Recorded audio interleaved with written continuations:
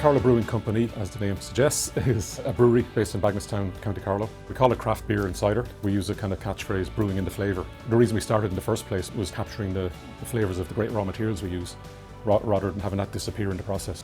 Every harvest brings new ingredients and they're all a little bit different. There's always nuances to it, like the malt can be different this year from last year. I mean, people think there's a recipe in a safe somewhere, but it's more of a profile, I suppose. And then you continuously have to look at the new raw materials that are coming in and see how you adjust the quantity or the time or the temperature.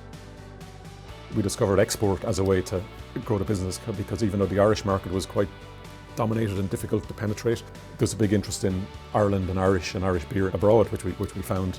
We figured out how to navigate the whole export process and get our beer to market. As we found, there was very few Irish beer brands available internationally. When you're in a really kind of cool place and your beer has been served, like, you know, in a bar in New York or something, and it's travelled well, it tastes great.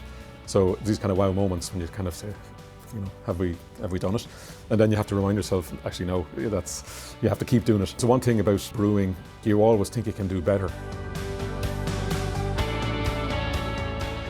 We learned a lot about flavour through our craft beer work, and eventually, kind of 4 or 5 years ago, we sort of discovered craft cider.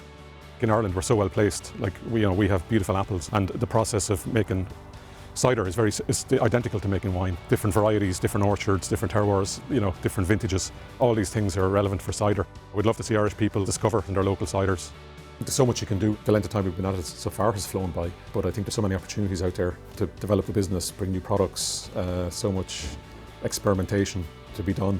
I kind of feel we're only starting in some ways.